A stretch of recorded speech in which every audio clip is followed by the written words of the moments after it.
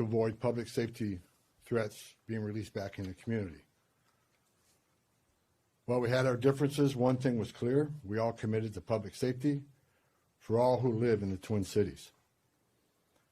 We have made significant progress under the direction of President Trump, working with state and local officials here in Minnesota, and I expect that to increase in the coming weeks. We continue to have discussions. I'll have discussions this afternoon.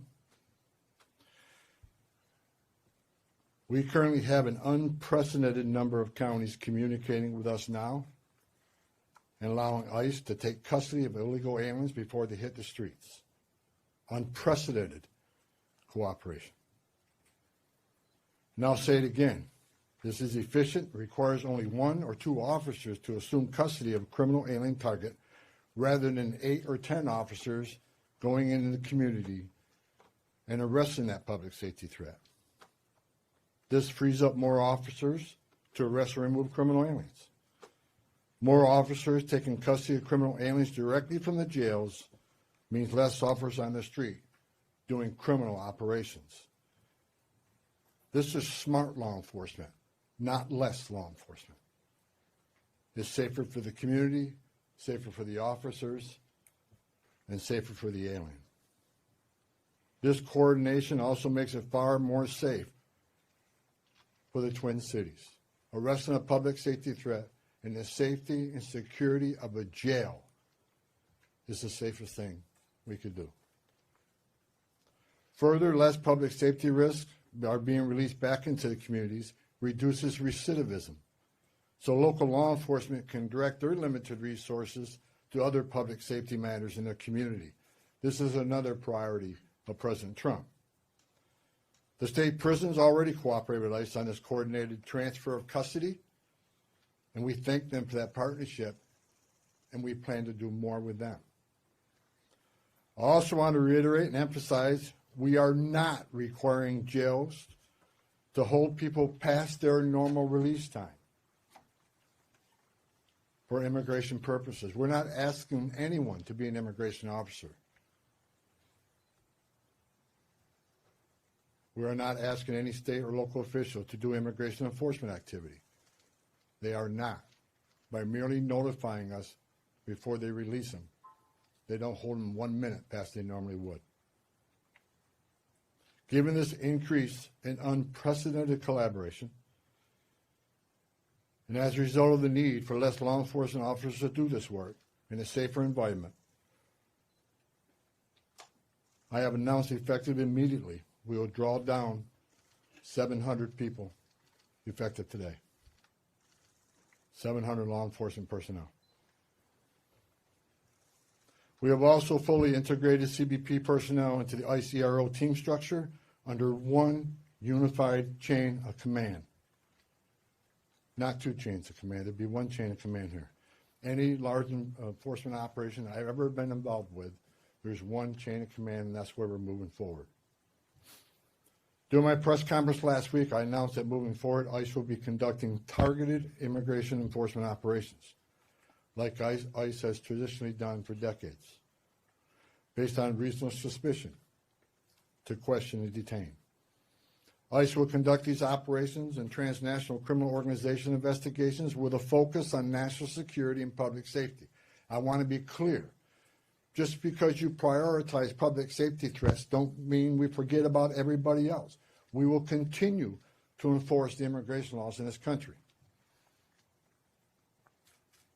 To help execute this, we have developed and implemented a multi-agency surge task force with an operational framework that clarifies lines of effort, integrated enforcement, investigative and special response efforts. A unified joint operations center has been established to manage all operations and ensure efforts align with priorities of the mission. This reorganization also enables ICE to leverage joint intelligence capabilities to effectively target threats, as well as to reduce the overall personnel footprint and enhance public safety and confidence in the agency's capabilities and presence here. I have also ensured that officials from legal internal affairs offices remain on the ground as long as this operation continues. During our efforts to identify and implement improvements of how operations are planned, conducted, and managed, we identified a gap in regard to the use of body-worn cameras.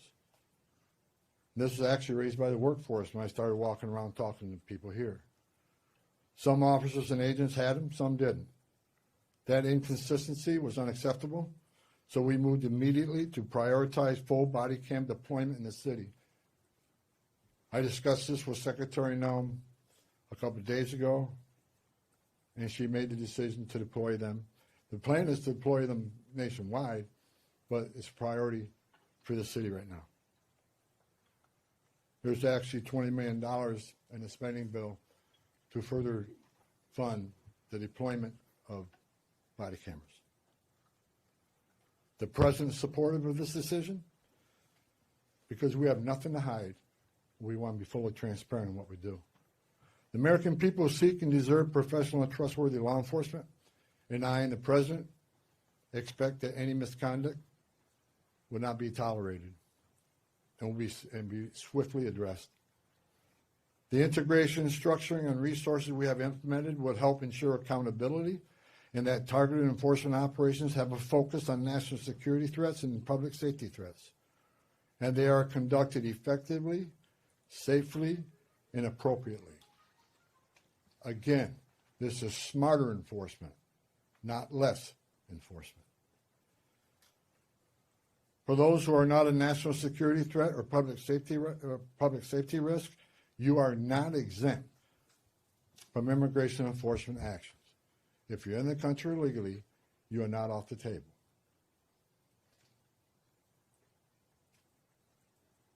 And let me be clear, President Trump fully intends to achieve mass deportations during this administration, and immigration enforcement actions will continue every day throughout this country. President Trump made a promise, and we have not directed otherwise. I heard rumors we have, untrue.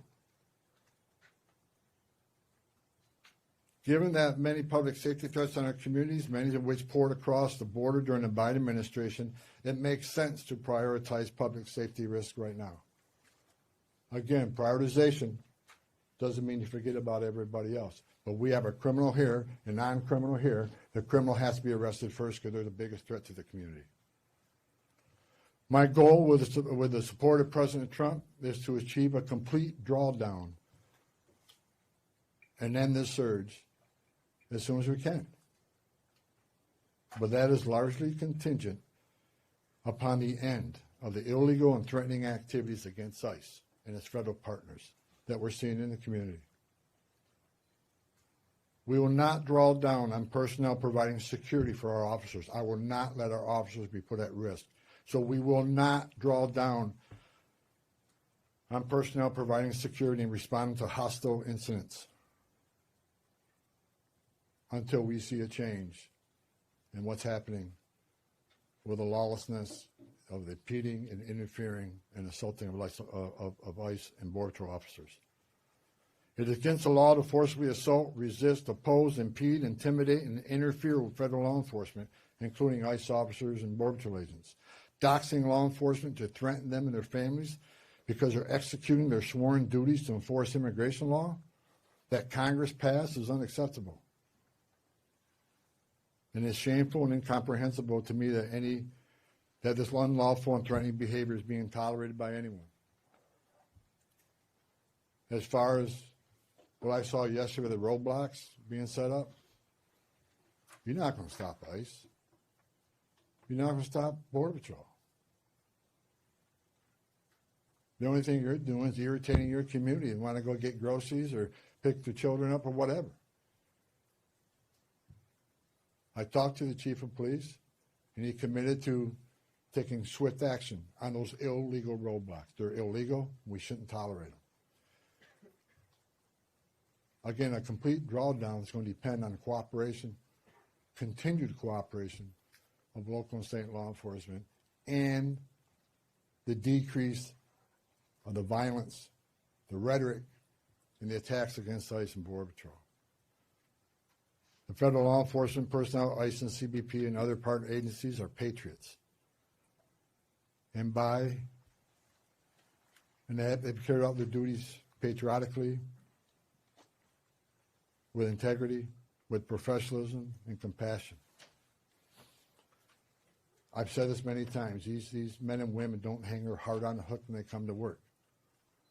President Trump and I strongly stand with them in the critical work they do to prevent harmful or otherwise dangerous people from entering or remaining in this country. As part of the surge operation here, numerous criminal aliens have already been arrested. We've arrested 14 people who had homicide convictions, 139 people with sex-related offenses, 28 gang members, 139 assault convictions, 87 sex offenses, 28 gang members have been arrested, just to name a few. We're taking a lot of bad people off the street. Everybody should be grateful to that. Who in their right mind would want these dangerous criminals walking around their communities? Everyone has a constitutional right to peacefully protest. President Trump and I, we completely support that. At the same time, professional law enforcement officers should and need to be able to perform their sworn duties without being harassed, impeded, or assaulted. I want anyone to report instances of alleged misconduct or wrongdoing. There's a way to report that. The Trump administration is taking violations of 18 U.S.C. 111, which is assaulting, impeding, interfering. We're taking that seriously. If you violate the law, you will be federally prosecuted. In the past month, 158 people have been arrested for violation of 111. 85 cases have been already accepted for prosecutions. The rest remain pending. We've had 9 indictments of those who raided the church, and additional cases are being worked. Additionally, I've been saying this for almost a year now. Hateful, extreme rhetoric against ICE personnel is completely unacceptable. Please stop. I said back in March of this year, if the hateful rhetoric didn't stop, I was afraid there would be bloodshed. And there has been. President Trump and I, Secretary Noem, none of us want to see any bloodshed. It is no doubt encouraging and inciting certain people to violate the law, wanting to harm and actually harm law enforcement, their families, is unacceptable. I want to say I appreciate the discussions had with the governor, Mayor Frey, and the Attorney General. We've had frank, honest discussions. We don't agree on everything, but we do agree on the need for public safety, and we do agree that ICE has a role to enforce the immigration laws of this country. I would implore the governor and the AG, the mayor, and other political officials to urge in the most strong and urgent way to ask for calm in the community and to end the resistance, the impediment, the interference, again, protest.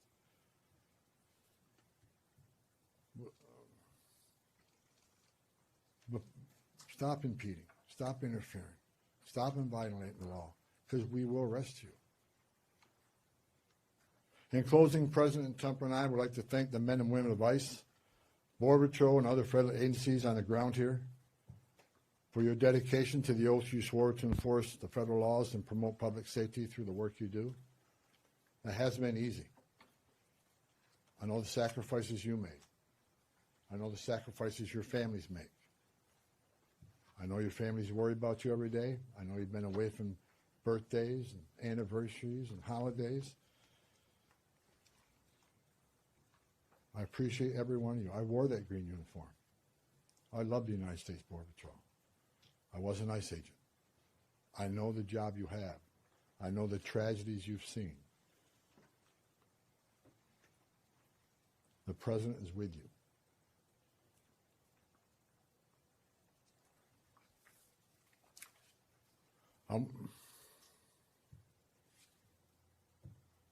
Again, I want to thank Governor Walz, Attorney General, and Mayor for the candid, insightful, productive discussions we had. Again, I'm not saying we agree on everything, but I think we all already accomplished great things in Minnesota. I am optimistic we will achieve even more in the coming days to make this city safer. I would also like to thank the numerous local law enforcement officials I was able to meet with the last 9 days since I arrived here. I appreciate hearing from local law enforcement, their perspective on what's happening. I appreciate the desire to enhance communications between their agencies and our agencies, and that communication has been vastly improved. I truly appreciate your commitment to respond to federal law enforcement in the time of need. Every chief I talked to, every one of them, promised to respond to any public safety issue when our officers are out doing their sworn duty and people start crossing the line and they start impediment, interference. Every police chief has committed to doing their job and enforce public safety. We talked to a lot of sheriffs throughout the nation. We have unprecedented cooperation. I've yet to talk to a sheriff that said no. There's still more sheriffs we are in discussions with and talking to, but I have not heard no. I think they want to do the right things for the communities too. Lastly, I'd like to thank President Trump for his steadfast leadership and commitment to law enforcement, public safety, and prosperity. I've said this many times. I've worked for 6 presidents and 10 administrations. When it comes to public safety, border security, immigration enforcement, no one's done it better than President Trump. His success is unprecedented. Later on today, Secretary Noem is having a press conference on our southern border, the most secure border in the history of this nation, because of the leadership of President Trump and the men and women over there wearing a green uniform. Most secure border in the history of this country, which means less children are dying making that journey, less women and children being sex trafficked, less fentanyl getting in this country to kill our young people, less known suspected terrorists being released in this country. The most secure border in a lifetime gives us the strongest national security we've seen. You can't have strong national security without strong border security. I wish I could be at that press conference, but the president has called me here. I just had a small part in it. The reason we have the most secure border is because of President Trump's leadership and the men and women wearing the green uniform, which I once wore. I just reported, I was down there with Commissioner Scott, CBP Commissioner Scott, 2 weeks ago. We went through that border in boat, forward drive, and in the air. We toured the border in California, Texas, and Arizona. And I did not see one illegal alien. Think about that. The last 9 months, no one's been released from that border. The most secure border in the history of this nation. So God bless the men and women of the Border Patrol. God bless President Trump for his leadership. And God bless the United States of America. And I'll take questions. Sir, you said that you're getting unprecedented cooperation. Where's that coming from? Is it coming from the sheriffs? Have you signed agreements with them? Are Hennepin and Ramsey County part of that? And the 700 officers leaving Minnesota, are they Customs and Border Patrol or ICE or? There's a mix, but that number is based on, number one, the cooperation. Again, rather than having whole teams out looking for a criminal alien who was just released, now we have one agent at that jail picking that person up. That and the operation has been successful on a number of arrests, so the target list is reducing. So with the efficiencies of the jails, with the efficiencies of the prison system working with us, and the target list decreasing, we had a whole team looking at what makes sense without risking officer safety and the security teams, and that number is 700. Look, we want to get back to the original footprint, the Minnesota footprint of what ICE officers looked like before this operation, plus the additional hires through the big, beautiful bill. A lot of these people You got agents here from LA, New York, and Portland. There's problems there too. So we want to get people back to their home stations and enforce immigration laws in those areas. But the vast majority of sheriffs, there's only a few that we're still in consultation with, but this is unprecedented cooperation. So again, I want to thank, the sheriffs, the governor, and the AG. I think we're in a lot better place than we've ever been in. We never had this kind of cooperation at this level, and I'm not leaving until we get all done. But I'm happy to say I'm extremely pleased with the leadership team and their outreach to the sheriffs, to the state, to the chiefs. I've talked to many of them. I didn't talk to all of them, but I plan on talking to every one of them before I leave and thanking them for their cooperation. Are you getting cooperation from Hennepin and Ramsey? Follow-ups right here. Go ahead. With everything that you've mentioned here right now, do you think this operation was a success here in Minnesota? Yeah, I think I just listed a bunch of people we took off the streets of the Twin Cities. So I think it's very effective as far as public safety goes. Was it a perfect operation? No. No. And I just told you, we created one unified chain of command, make sure everybody's on the same page, make sure we deconflicting targets, and making sure we follow the rules. Now, I'm not saying anybody, I don't think anybody purposely didn't do something they should have done. I'm saying that I brought a different set of eyes on this. I've done this for a long time. We made this operation more streamlined, and we established a unified chain of command, so everybody knows what everybody's is doing. And not that it wasn't current before, but we approved upon that. So in target enforcement operation, we go out there. There needs to be a plan, and I want to make sure everybody has a plan. But I'm not going to sit here and point a finger at anybody that they failed. It was a great operation. We took a lot of public safety threats off the street. Right here. Can I ask a quick numerical, just clarification, I think it's my main question, please. So 700 leaving effective immediately. How many will that leave here once that group is out? Right around 2,000. And what is the pre-operation footprint? Well, 150, 150. 150 is normal. Well, we got to remember now we got special agents on detail here doing the fraud investigation. They're not going anywhere. They're going to finish their job. I'm talking about immigration enforcement efforts.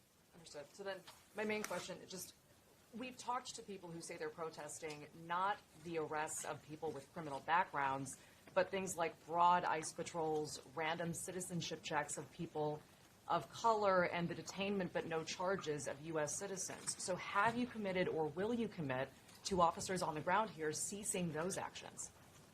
What I have made clear, we're doing targeted enforcement operation.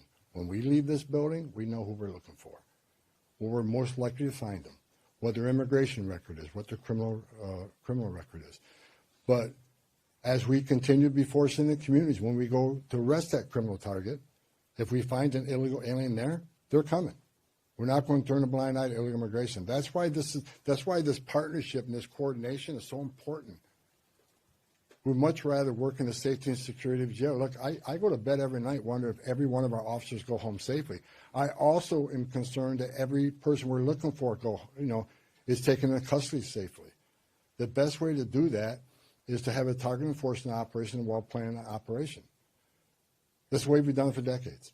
So should we expect to see no more of that? Pardon me? Should we expect to see no more of those citizenship checks? I have directed target enforcement operations, and we'll hold our officers to the highest standards. These are professionals. Again, I wish every one of you could put that gun on your hip, put that Kevlar vest on, go out there and put up where they put up with.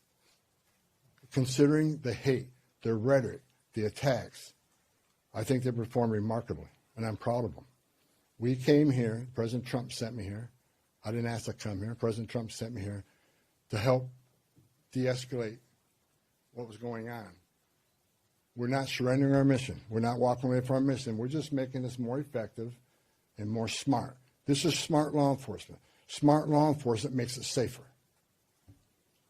Realistically, how much work is there left to do here? And with this unprecedented cooperation, how long could this take, best case scenario in your eyes, to get the job done? Okay, I said it, we want to get out, we want to get back to the normal operational footprint here. But that depends on the people out there putting up illegal roadblocks. That depends on people that want to intimidate and interfere and put hands on ICE officers.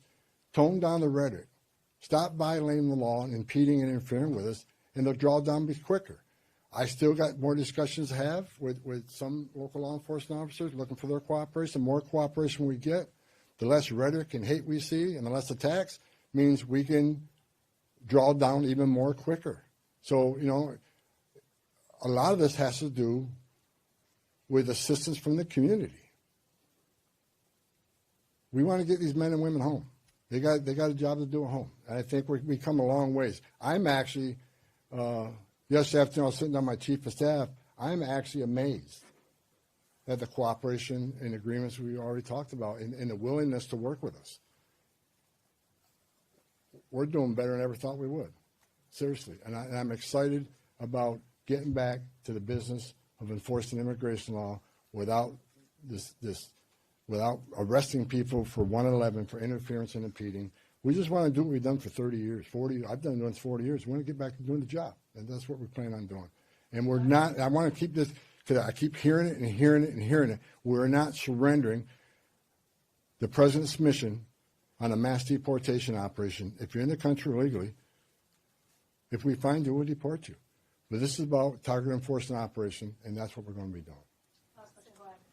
You've been talking about these filter blockades. People, just regular people, protesters are checking IDs, they're running people's plates, and they're not letting people who they think are ICE agents through. But we've seen Minneapolis Police Department roll by and ask these protesters, are they doing okay, and they let these things stay up for extended periods of time.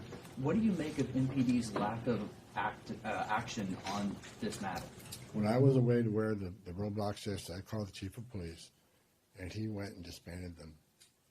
After I got off the phone with him, he has promised to take enforcement action. It's illegal. You can't do that. And again, a message to those folks, what are you doing? You really think you're going to stop an ICE and CBP from doing the job? It's a joke. Only people you're hurting is your own community who wants to go and get groceries, pick up the dry cleaning, or go to work, whatever. You're just hindering them. Stop. Stop. No more Just have a quick questions. clarification on the body No more cameras. questions, guys. Just a Thank clarification. you. Mr. Homan, could you just talk about the targeted list? How big is that Report, list? though, it's only a misdemeanor